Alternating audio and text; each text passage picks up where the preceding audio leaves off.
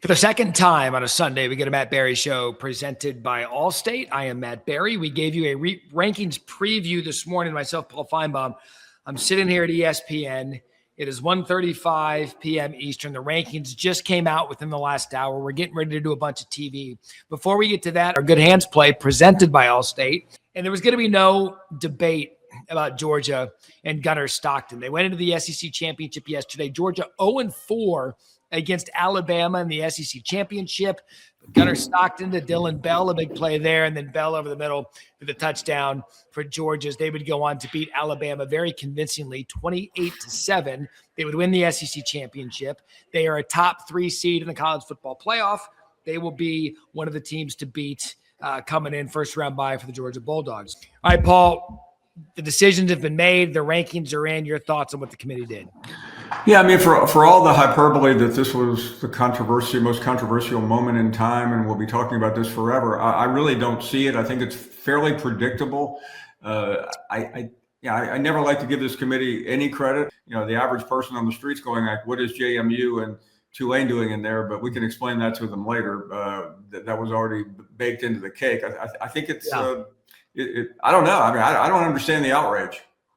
Yeah, look, the outrage is, by the way, you're not helping the outrage at all by wearing a CAA sports hoodie, but that's for another podcast at a different time. That is just that is the worst thing you could be wearing today. But listen, look, you're right, because as I get ready to go on TV here in an hour and 20 minutes, a lot of the consternation around the country is surrounding the Notre Dame and Miami argument. But Paul, the reason people are having a hard time with that is because they're looking at JMU ranked 24, Tulane ranked 20, and they're like, well, how can we have a 12-team playoff and have ranked 20 team and ranked 24 team and not Notre Dame, who was ranked 13th or whatever they were ranked? I don't have the rankings in front of me because we're concentrating on the bracket. And then BYU, there you go, right there. So yeah, you've got Notre Dame ranked. Oh, those aren't the rankings, that's the bracket. Anyway, they're the first team out, and BYU is the second team out. And I think, Paul, that's where a lot of the argument is right now, is how do you have this bracket? But again, the group of 5 was always going to get in. That was Tulane. And then you have to blame the ACC for their championship structure because their conference champion, Duke, was left out, which paved the way for JMU to get in because they were the next highest-ranked conference champion. Yeah, I mean, the real fault lies with the ACC office, Matt. They had a terrible structure. And they should have changed it, knowing what was happening. They got away with it, but barely. And I think, just to go back for a couple of moments, the reason why these group of 5s are in is because we originally had this playoff moving ahead about where it would have started 2 or 3 years earlier, and then everybody objected. You needed a unanimous consent to get the thing. So the smart commissioner said, okay, we don't like it, we'll do it. So today everybody's asking, like, how did we get here? The reason why we have JMU and Tulane is we had to get to this point in time. It's gotten better from last year, but, sure. But if the average person still looks at that bracket, and that first round looks utterly bizarre because you have 2 fairly unwatchable games, Matt. Yeah, and look, I don't know. They made the right call with Miami. They just did, because the metrics at that point had been even out towards the end of the season. People are like, well, why was Miami ranked so low? Why? Because it was when the rankings came out. It was a timing thing that got Miami from the get-go. But when the metrics are that, and I said it on the earlier show, when the metrics are so even, what's the tiebreaker? Well, hell, let's go on the field, and Miami won that. It is a bad year for Notre Dame to have a championship-level team to lose the first 2 games of the season, and that's what it came down to. Do you ultimately believe the committee got it right in the Miami-Notre Dame conundrum? Without a doubt. I mean, the only thing they got wrong was they tried to play games last week, as they always do on the next to the last rankings. They're fairly dishonest in that regard because they tease. Clearly, they were trying to protect Alabama. They must have felt that those people in the room, by blowing up Alabama, would have just sent a message that nobody really wants to deal with, and we'll deal with it for another day of the conference championship games. But ultimately, I as much as I would like to find outrage, Matt, we've talked about this for a couple of weeks. Miami should have been in over Notre Dame. Alabama was an unenthusiastic selection, but their body of work was pretty good. I mean, it just, if you're going to go that way, then if you're going to use the bonus championship weekend for something, right. I think ultimately the reason why we're not going to deal with that is because there's so many other issues in college football. But on a day like today, these things look like real issues. They do, but again, at the end of the day, you can't. I think the committee was charged with two things they couldn't afford to have happen. Number one, you can't punish a team for playing in a conference championship. I know BYU was saying, "What about us?" But they weren't ranked high enough anyway to feel concerned or feel safe. And two, you couldn't not make head-to-head a thing. And by that standard, by them not punishing Alabama and by them not punishing Miami, you could argue they got it right. Again, people are yelling about Tulane and JMU. That was never, ever, ever, ever going to change unless Virginia wins last night. Then JMU's knocked out and Tulane is in. Let's pull that bracket back up because I want to go through a couple of the first-round matchups. There's a couple of rematches in there. Alabama, Oklahoma, Tulane, Ole Miss. To me, Paul, two best games in this round, the Alabama-Oklahoma rematch, and then Miami at Texas A&M.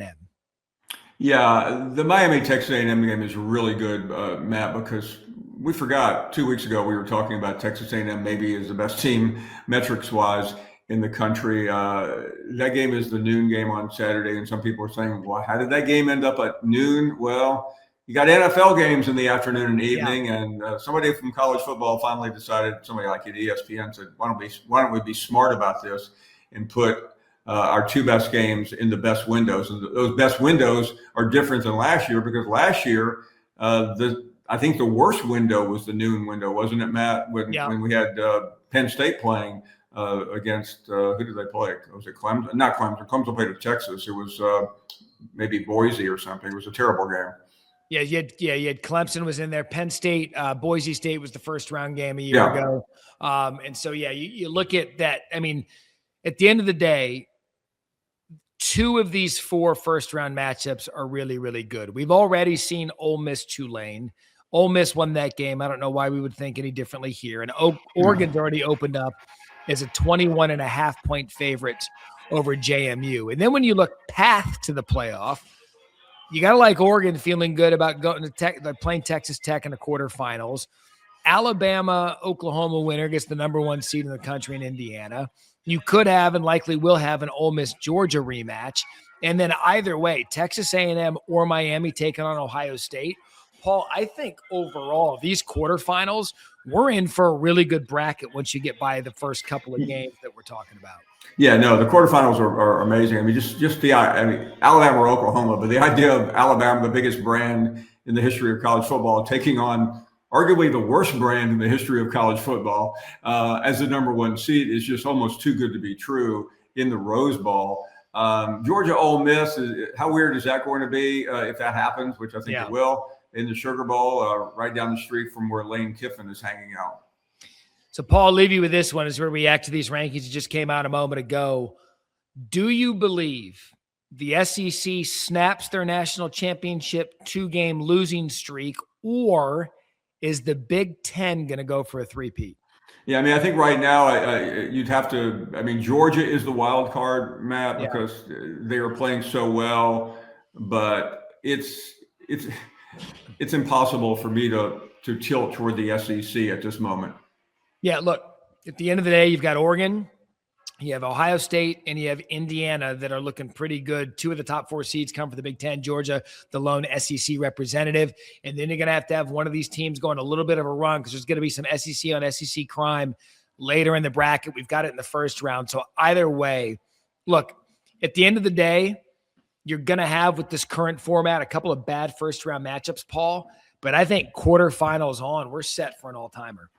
Yeah, and last year the quarterfinals were good too, except the one that was supposed to be the best game in the Rose Bowl. But even who did Texas play? Arizona State. Arizona State, yeah. That was an amazing game, and that's the one we really weren't sure about. So it's a better match. The second round is better than last year because of the tweaks to the system. We're just going to have to live with the first round, but also remember it's the weekend before Christmas, and if you don't like the game, go Christmas shopping or go to a party. Look at that. The Grinch, Paul Finebaum, gave us all an idea of what to do. So it's set, the 12-team bracket. Cannot wait. The fun gets started December 19th, 7:30 Eastern. We get another college football playoff. We are here, Paul. The postseason is officially here after the rankings release. We're going to take you all along the way here on the Matt Barrie Show, presented by Allstate. You want this, you got that. No way you watch watch them walk right past you.